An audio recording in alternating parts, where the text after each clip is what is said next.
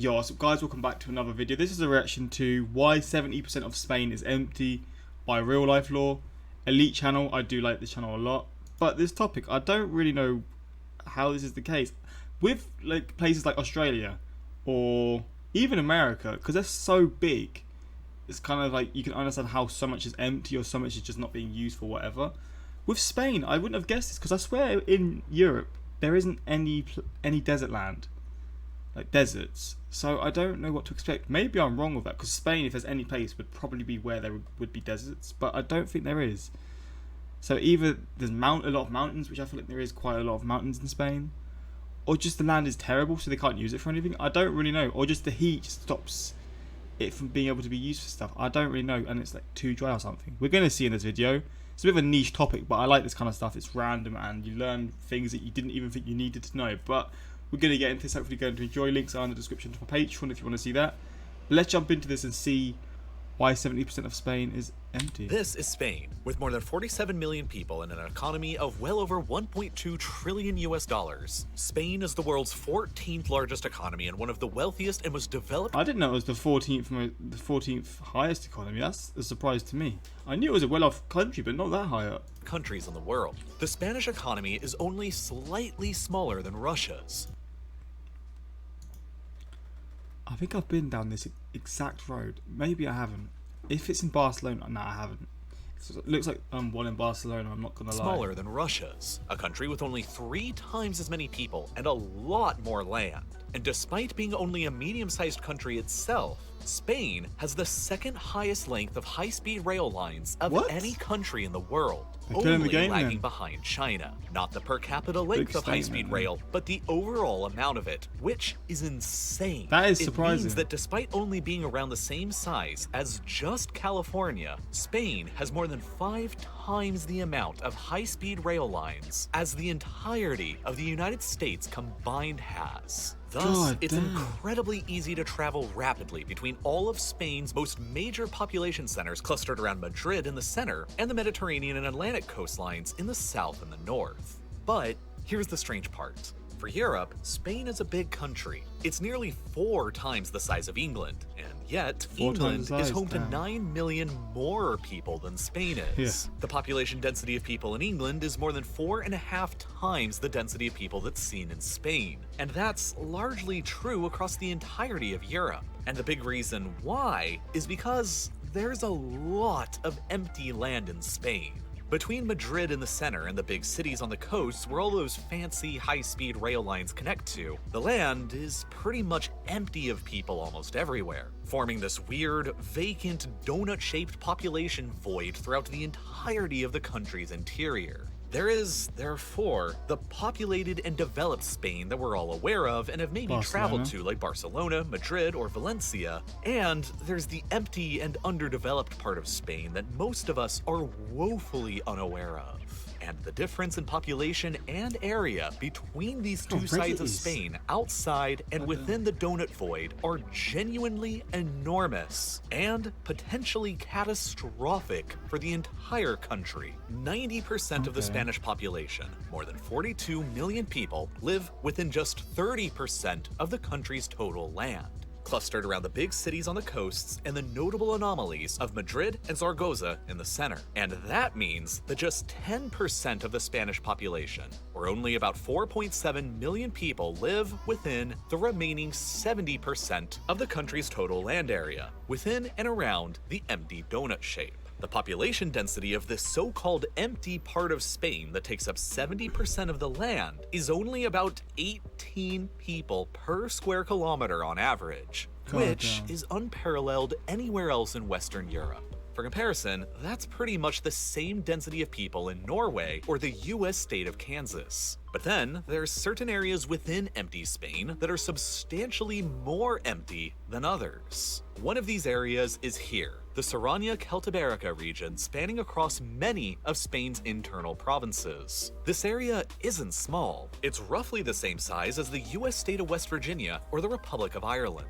And yet, while those territories have populations of 1.8 million and 5 million people respectively, the Saranya-Celtibérica has little more than 503,000 residents. There's only 4 localities throughout this entire region with a population of greater than 20,000 people. And as a result, the average population density throughout it is only about 8 people per square kilometer, about on a par with the US state of New Mexico.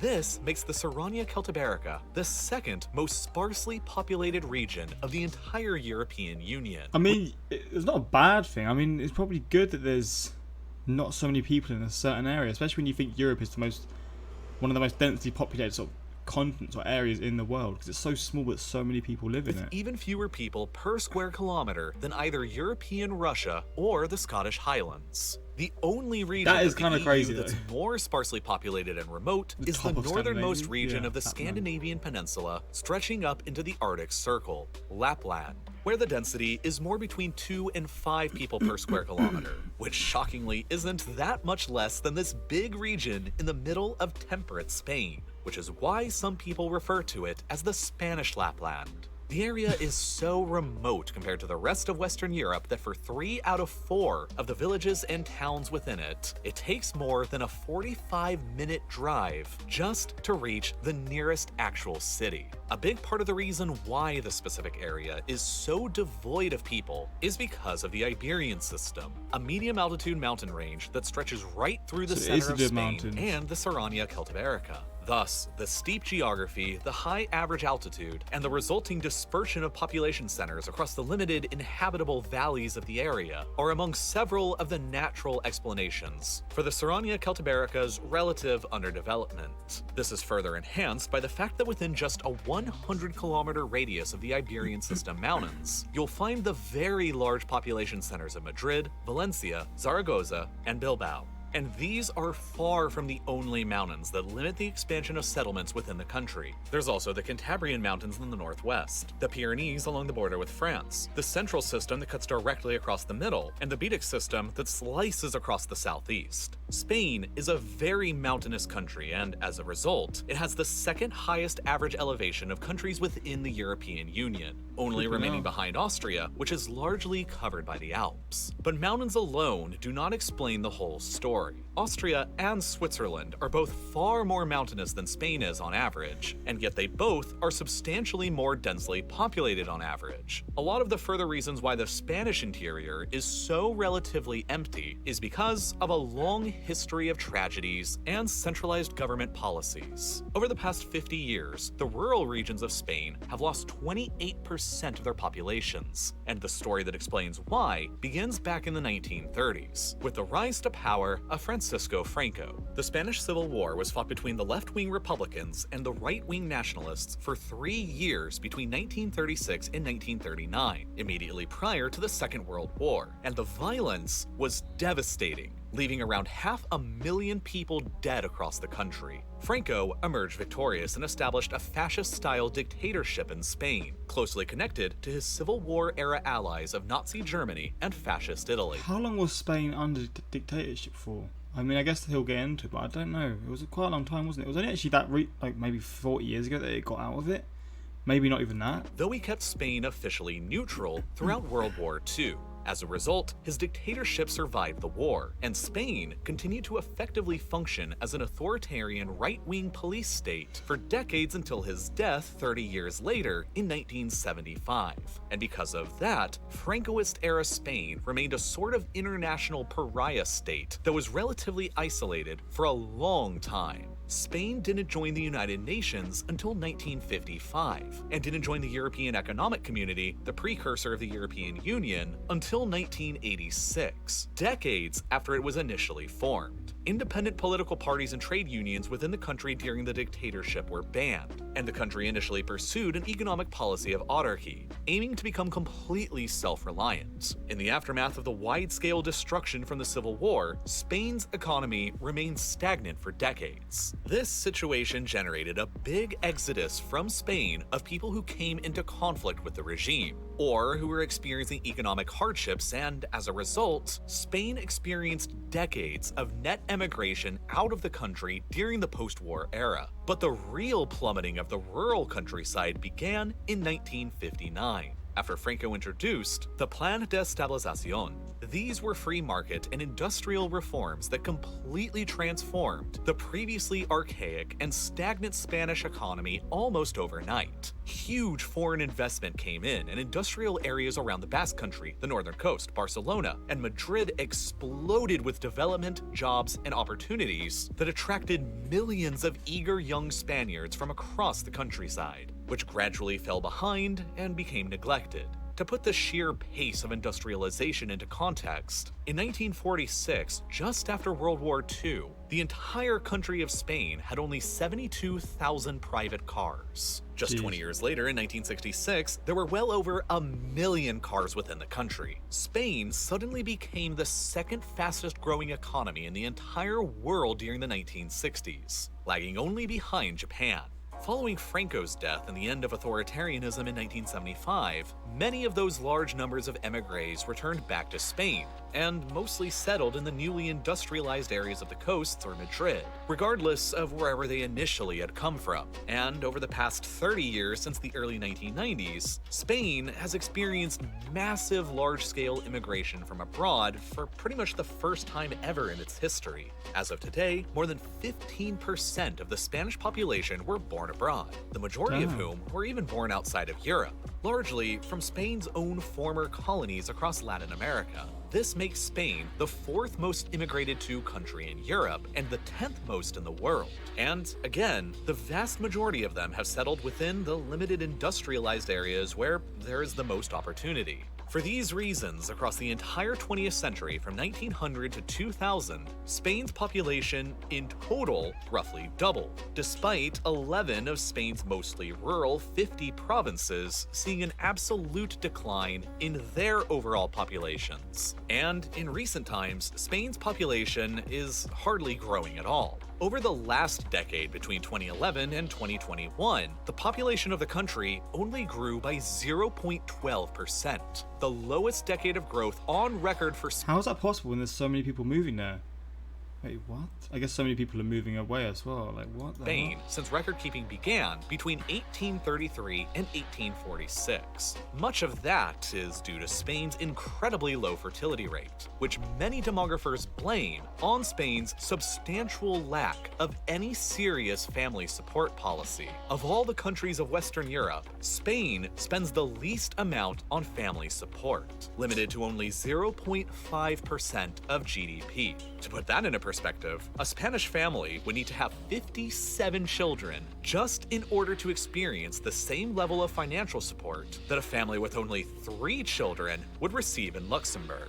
What? These are all of the factors my that have contributed days. to the long hollowing out of the rural part of That's Spain. crazy because in the UK, there's like I say there's people. There was a person on like a show who used to just have, I don't know if she still does. She just had kids so she could get the money for it, and she had loads of kids, and she just got loads of money from it. And it's just like, okay, that's the very bad side of what could possibly happen. But on the other end of the spectrum, you have no population growth, which is obviously important to a country, and you're not supporting people with their families. So it's like, god damn. But obviously there's bad sides to both sort of thingies, but obviously more financial help for people with families. Like, come on now, it's a bit of a self-explanatory thing, right?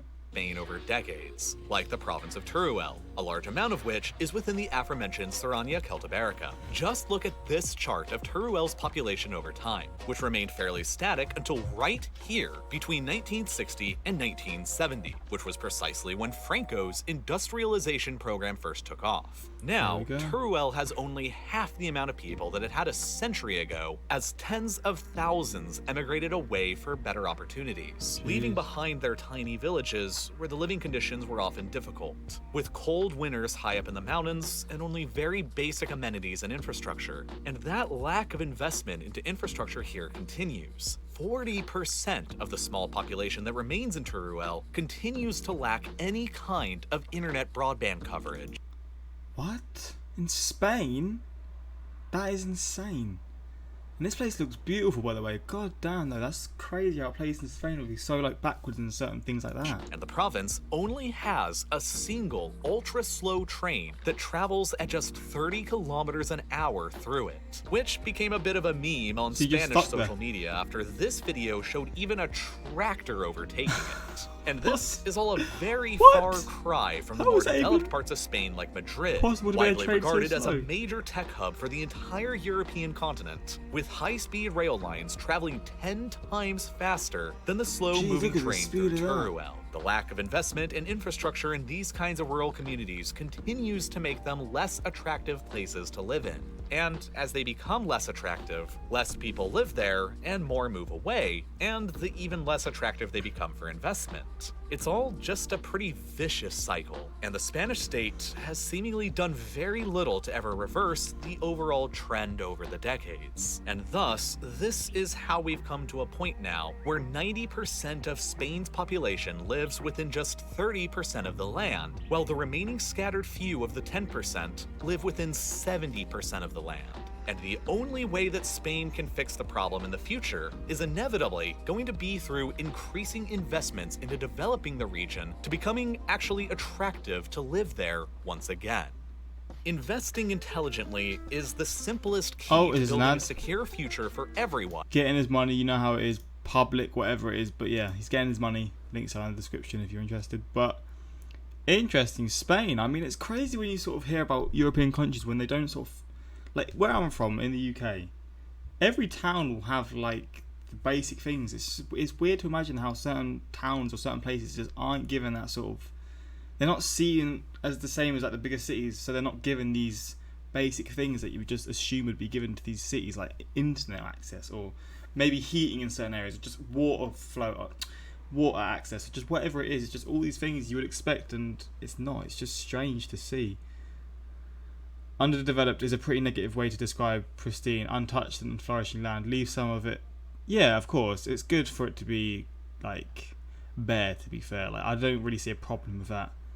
I live in that empty void and it's wonderful, not overcrowded, quiet and relaxed and in touch with nature. It's what you want then, isn't it? I mean, obviously, again, like I said, if it's seen as the second most underpopulated sort of area in Europe, it's not a bad thing. But yeah, hopefully you enjoyed this reaction.